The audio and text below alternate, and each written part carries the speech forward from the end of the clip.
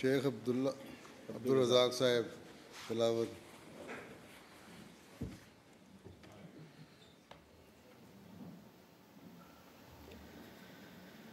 أعوذ بالله من الشيطان الرجيم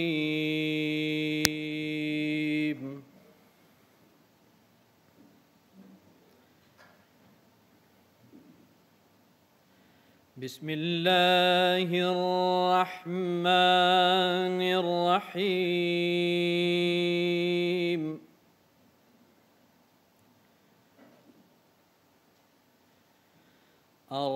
الرحمن علم القرآن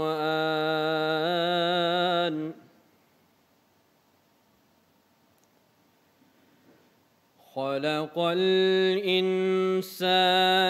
علمه البيان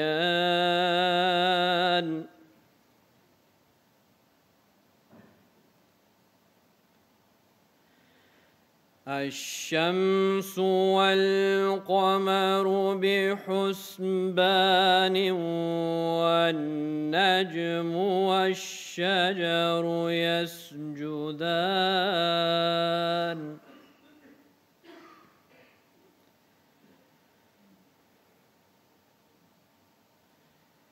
والسماء رفعها ووضع الميزان ألا تطغوا في الميزان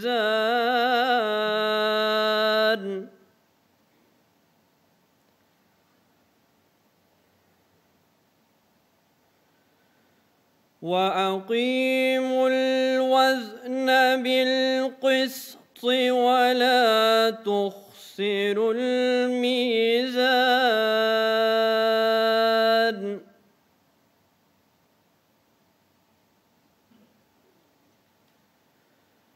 والأرض وضعها للأنام فيها فاكهة والنخل ذات الأكمام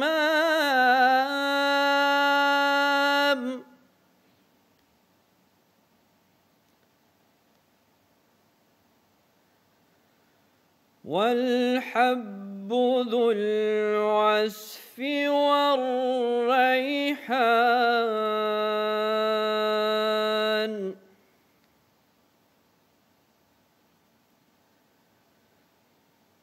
فبأي آلاء ربكما تكذبان.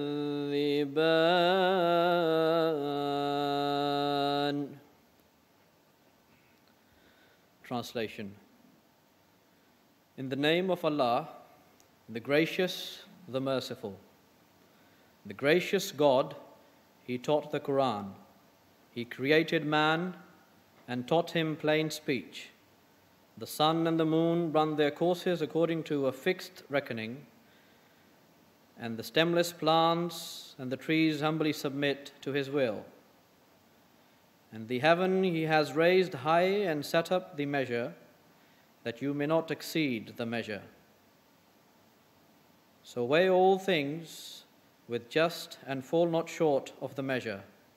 And He has set the earth for His creatures. Therein all kind of fruit and palm trees with shits, and grain with its husk and fragrant plants. Which then of the favors of your Lord will ye twain, O men and jinn, deny? Report of Akram Ahmadi Sahib.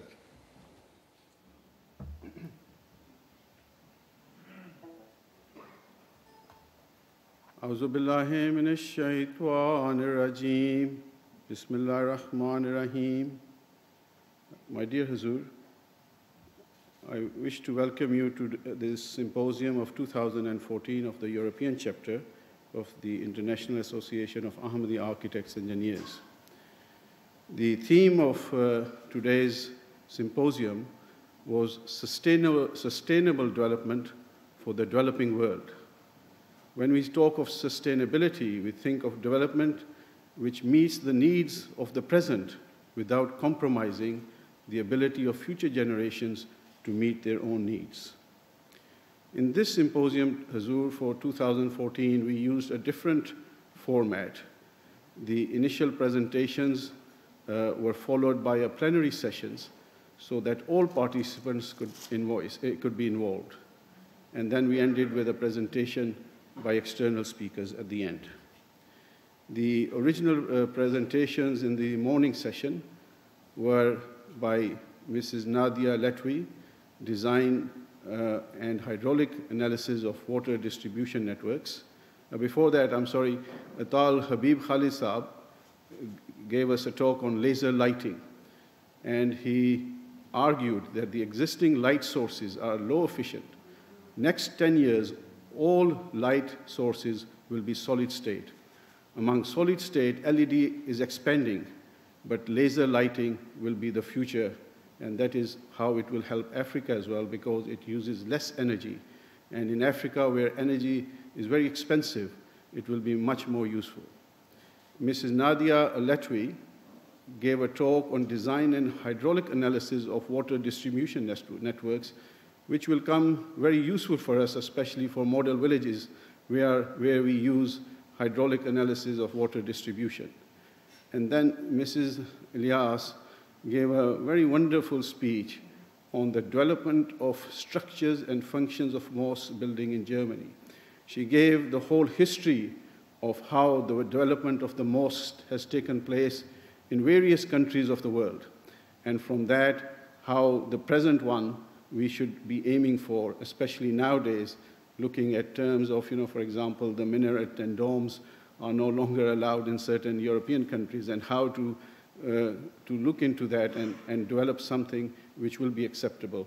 And also looking at mosques which are beneficial in terms of low carbon emissions. And then finally, Fazal Ahmad Saab from Humanity First gave us a talk on Feed a Village program and the use of sustainable and local materials. In the afternoon, we started on the 3 plenary sessions. The first was, what do present flood catastrophes in the world highlight we need to do in the future? And so a very excellent debate occurred on this one and how we should proceed in the future. And then after that, how can the membership and committee work and communicate better so that the aims and goals of IAAA are achieved effectively? In this regard, Hazur, there has always been some criticism that all the members of the institute are not involved. So how should we increase that work? So a lot of ideas have been suggested, and inshallah we shall try to implement them. And then finally, how should health and safety prove useful for the Jamaat? There is a new culture which is developing all over the world, and we have to ascribe to it. In fact, one of the things which came out of this debate was, in fact, by following good health and safety guidelines, you actually save your organization money, not the other way around. You think that it costs you extra to do health and safety, but in the long term, you'll find that it will actually save money. So we need to create a culture within the Jamaat, not only at engineer level, but for the rest of the Jamaat members as well, of how to ensure that we follow health and safety guidelines. Then we followed with European Association reports by Said Gessler Saab from Germany, Azhar Naim Saab from Holland, and Nadeem Ahmad Saab from the UK.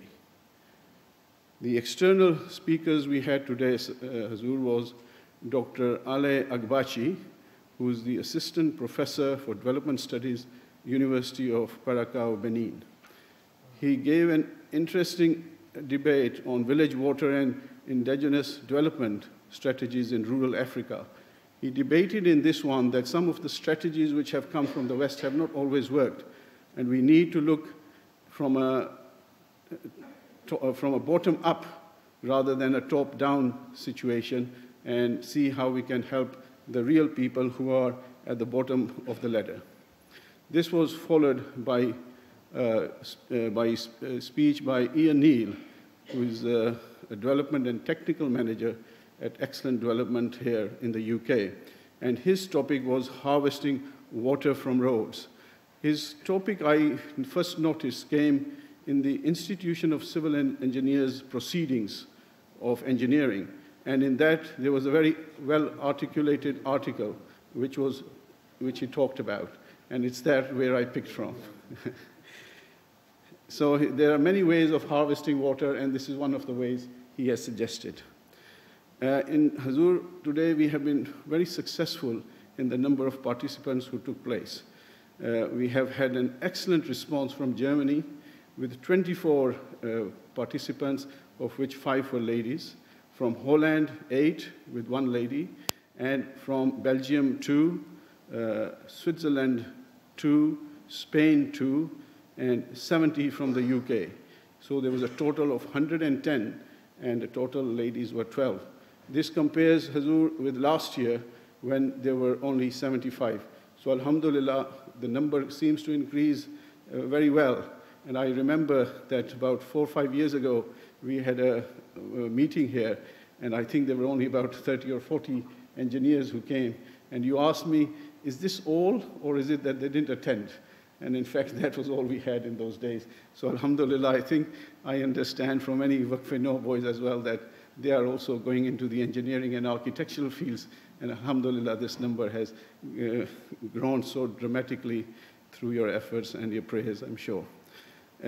Now, I'll give you the report of the work we have done this year.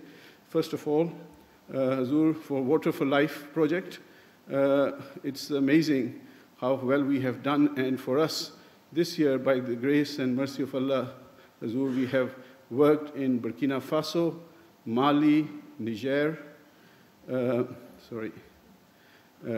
Kenya, Tanzania, and Rwanda, which is a new country for us. So we keep expanding the number of countries we are working in. And in Burkina Faso this year, Hazur, we have done 65 and revisited 17 boreholes. So, Hazur, according to your advice, what we have now started doing is that we repaired, rehabilitated many water wells. For example, I think we've done almost 300-400 in Burkina Faso, but some of them have started breaking down as well. So we have a very comprehensive system of making sure that we make sure that wherever we have done, we revisit them and repair them again. And so this will be a constant maintenance exercise, which inshallah we shall be doing in the future. Then in Mali, alhamdulillah, Hazur, we have done for 30,000 pounds. I've forgotten, I think I've missed out how many we did there. I think it was 30. And in Niger, we have done 85.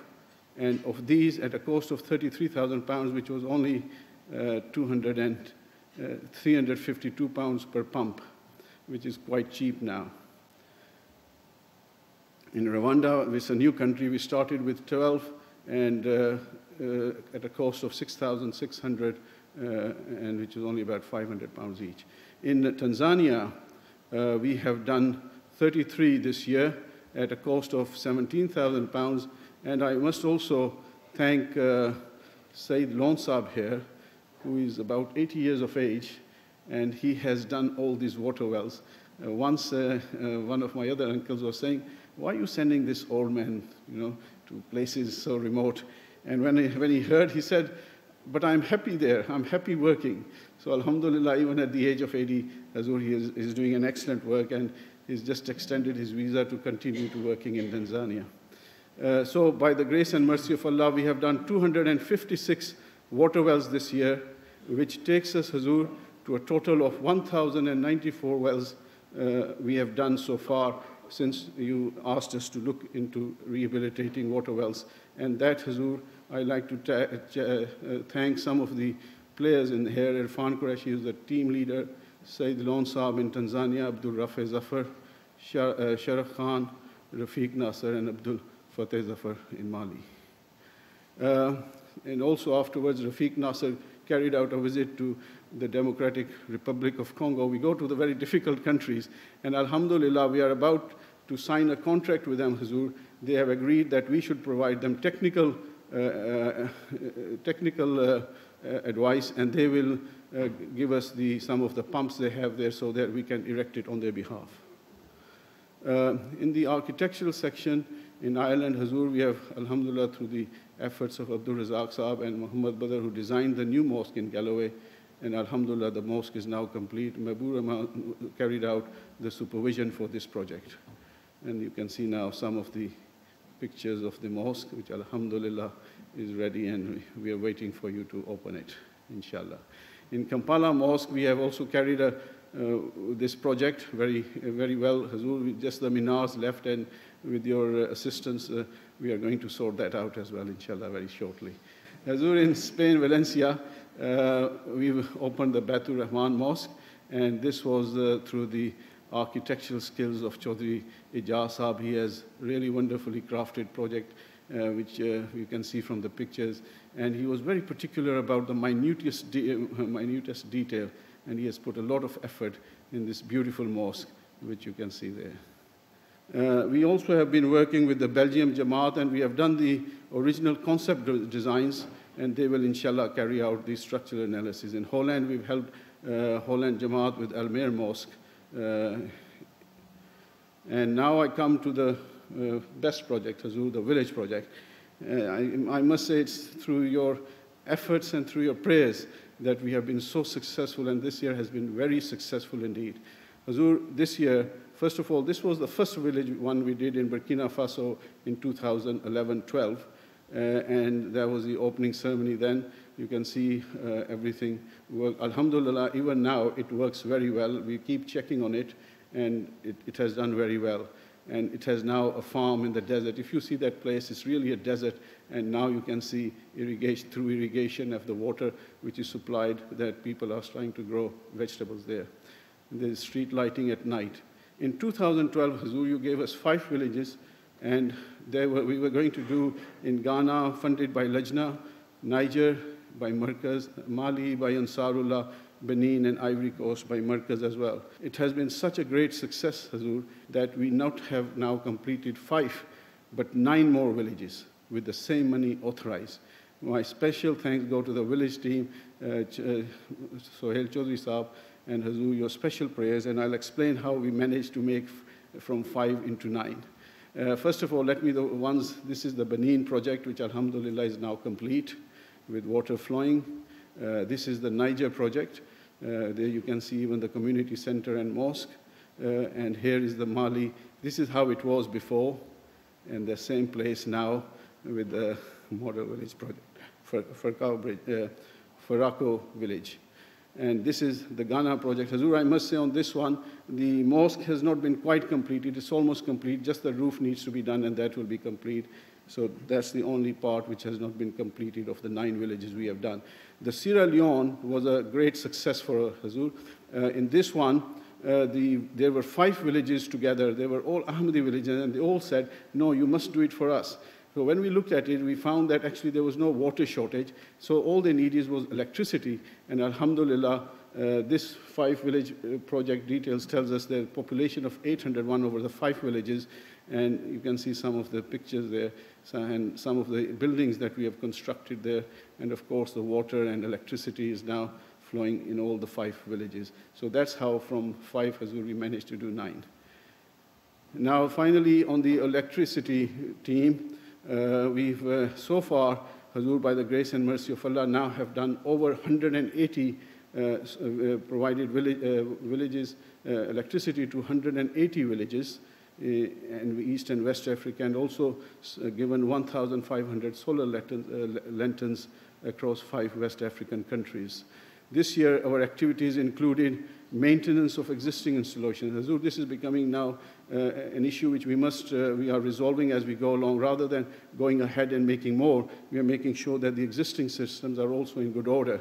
Because once someone loses what they've done, they get very upset. So we make sure, and this year, all the ones in Congo were repaired, and Sohail Chaudhry Saab went out, and it's very, very difficult. This is the road, by the way, so you have to cut the road as you go along. He had to trespass through rivers, and he had to take, and you can see that they're actually carrying all the equipment with them, and it took him 3-4 days just to reach one village. So that's the sort of work that the boys are doing. Alhamdulillah, may Allah bless them exceedingly. In Gambia, we installed 10 further solar systems with MTA, and the 15 other systems, we actually gave it to the Gambia Hospital, Jamaat Hospital, and now all the systems in the Jamaat work through solar energy. The hospital, medicals, all the operations, the medical systems and everything, even the air conditioning is supplied through these 15 solar panels we have installed for the Gambia Hospital. In Niger, Hazur, we repaired maintenance of existing installations. We installed 25 further solar systems with MTA. So finally, Hazur, that is all we have to report, and I thank my executive committee and all the engineers and architects who have supported the association. And finally, our deep gratitude to you, Hazur, for your vision, guidance, and prayers, which has led us to where we are today. Jazakallah. Thank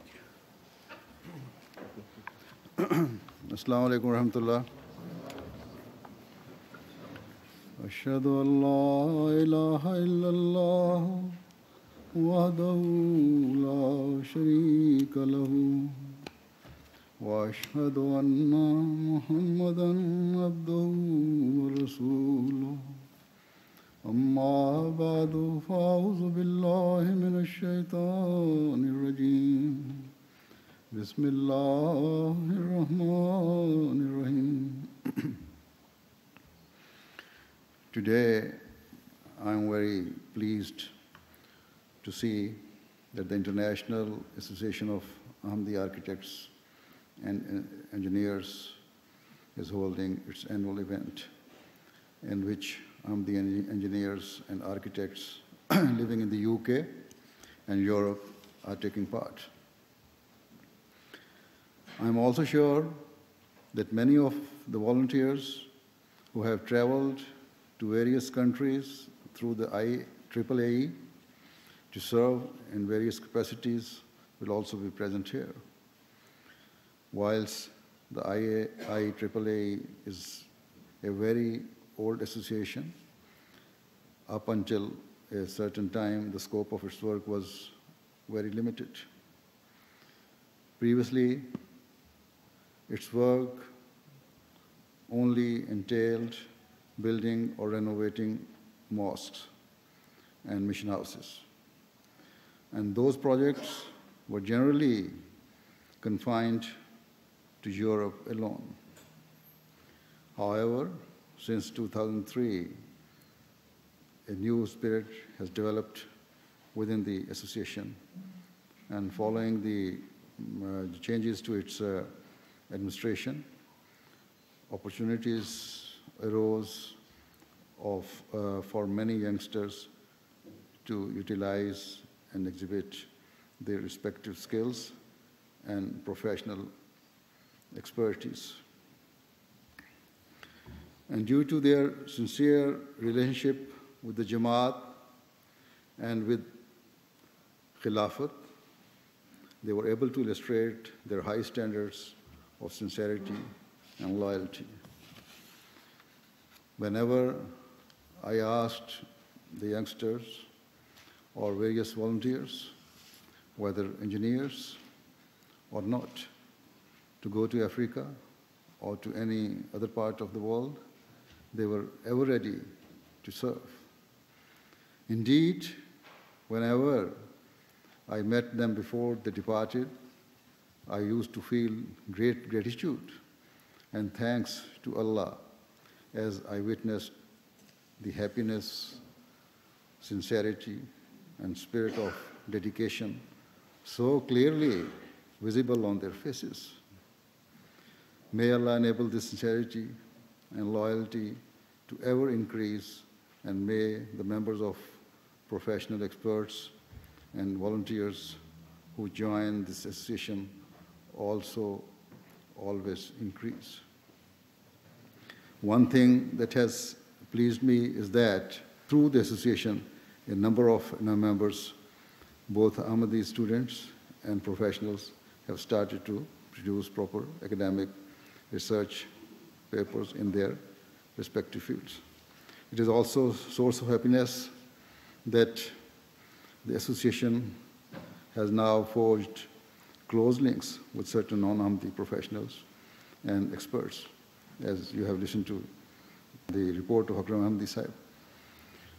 Due to those links, the non-Ahmadis happily share their expertise and knowledge with the IAAAE members, and so are helping the association in its tasks and endeavor. Furthermore, some of the research or academic papers published by non-Ahmadi individuals are also presented here for all of the IAAAE's members to hear, and through this, the knowledge and expertise of our Ahmadis, architects and engineers increases. In particular, such papers are beneficial to those younger Ahmadis who are still studying. Certainly, the fact that the association now has regular contact with non-Ahmadi experts and other organizations is a means of increasing the knowledge of the Ahmadi members and facilitating better work. This interaction is a very positive and essential step, which the association should have taken even earlier, as it is a means of fostering an interest in academic research amongst our own Ahmadi students. Indeed, I hope it leads some of our Ahmadi students to pursue high-level academic research in their own chosen fields.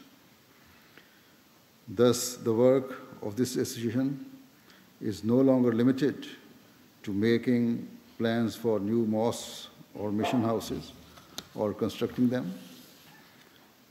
Of course, that is also a very beneficial aspect of its work. And through the expertise and supervision of the association, the Jamaat has been able to save a great deal of money when undertaking such construction projects. I said earlier that our volunteers travel to different countries for various projects, and of course, some are working on building mosques and mission houses in the UK or in Europe. However, a very important task undertaken by the association is to serve humanity and to help those in need. In Africa, the association has installed thousands of water pumps or rehabilitated old broken ones that had initially been installed by the governments or NGOs, as has been mentioned in the report of Akram Sahib. In this way, the association has provided water in those areas where it was not previously available. This is a true service to humanity, and so upon suddenly having access to water at their doorsteps, joy is etched on the faces of local people, and it is as though all of their dreams have been fulfilled.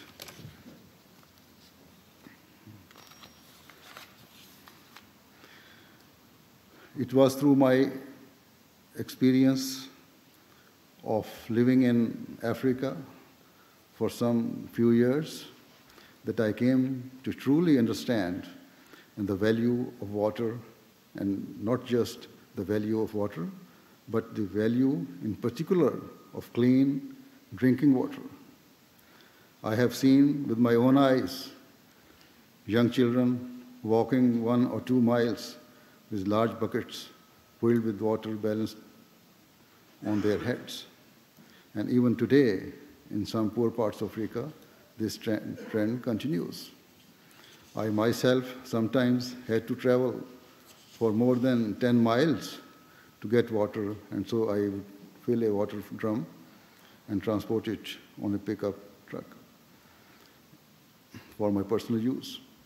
As I said, it is only when a person has to make such efforts to get water that he comes to realize its true value. Today, those who live in the comfort of the developed world cannot understand the true status and value of water. Whilst in the developing world, there are still people who have to travel miles for water. Here in the developed world, people just have to turn on their taps for water to flow freely. People are able to enjoy powerful showers and also have easy access to both hot and cold water. As I said, only the people who have to struggle for water on daily basis can understand just how valuable it really is. Many of our volunteers who go to Africa have now also had such experiences, and so they too will have come to better understand the value of water. Clearly, access to water itself is a huge issue, and its shortage is a problem the world faces. This is why we often see public notices asking people not to waste water, but many people ignore such notices and do not realize how pressing an issue of water access truly is. This issue is a great crisis for not only the developing world, but also a similar problem could arise in developed countries if people continue to excessively waste water. Thus, people who live in the developed world should also be careful when using water and not unnecessarily waste it. Anyway, as I mentioned earlier, when in 2003 or 2004, I asked IAAAE to devise plans and strategies for making water available in the deprived and remote parts of Africa. The association responded in a wonderful manner and has done a great deal of beneficial work in this respect. May Allah reward them for this.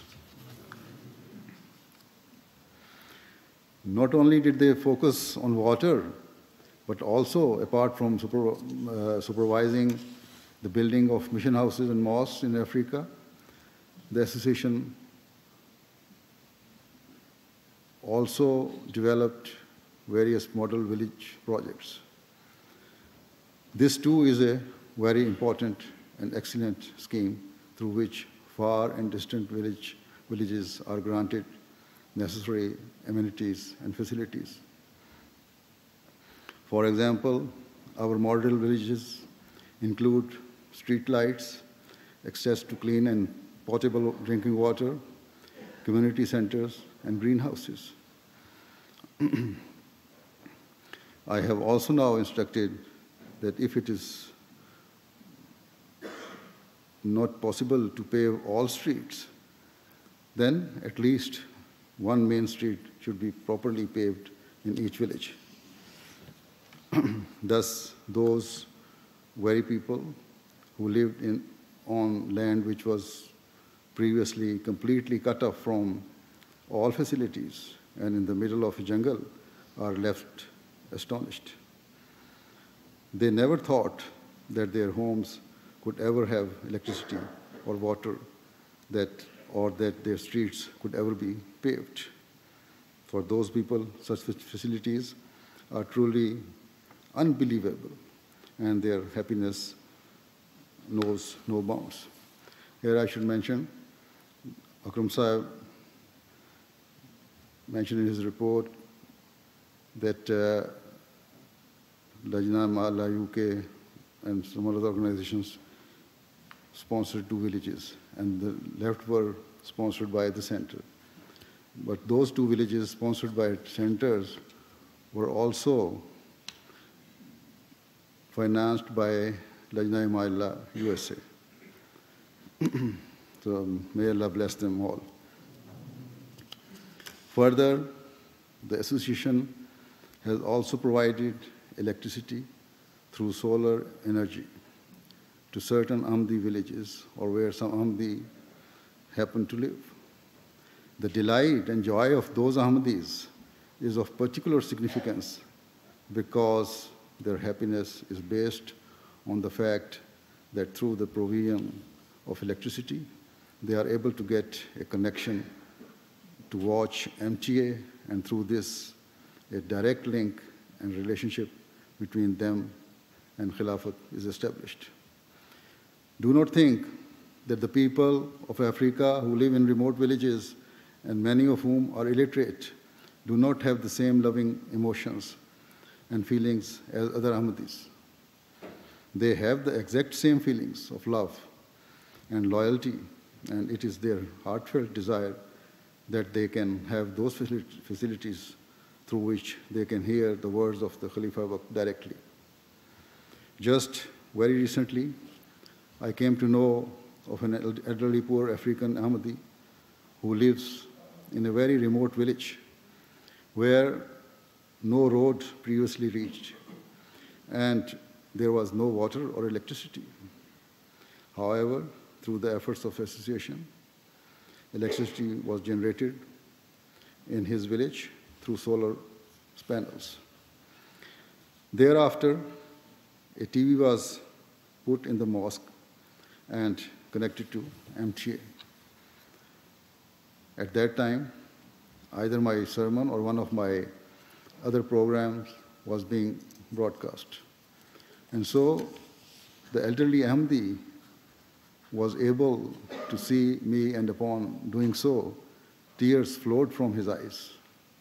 He said that he used to wonder if he would ever be able to hear the words of the Khalifa directly, and today Allah had fulfilled his prayer. And he is so overwhelmed by seeing Khalifa speaking just in front of him. He also said that he used to think that he would die without ever being able to listen to the voice of Khalifa. And so, having heard his voice, he felt an unparalleled sense of joy that could never truly describe. Thus, in this way, the International Association of Ahmadi Architects and Engineers is also deserving of our thanks and our prayers. In such distant and remote areas, they have not just provided physical water to quench the thirst of the deprived people, they have not just provided physical water through which the local people can wash away the dirt from their bodies. They have not just illuminated darkened streets and darkened homes. Rather, from a spiritual perspective, they have also quenched the spiritual thirst of Ahmadis to see and hear the Khalifa. They have provided the means of spiritual purification and cleansing of the soul by providing the local people with access to MTA. They have illuminated those villages with a shining spiritual light. And so those people who were already Ahmadis have been able to increase in their knowledge and piety. Furthermore, MTA has proved a great form of tabligh to non-Ahmadis and is a means for Islam's true message to be conveyed to them so that they too could follow the right path. With the grace of Allah, this remains the case, and inshallah will continue to be so. Thus, the reason I have great love and respect for this association is that where you have provided physical and material facilities to those in need, you have also paved a road leading them towards spiritual enlightenment and established a direct link with the Khalifa. May Allah grant you the best rewards for this, and may your work continue to expand. And may the engineers and architects in this association serve God's creation with ever greater effort in sincerity and fortitude. Ameen. Now we shall offer silent prayer. Please join me in silent prayer.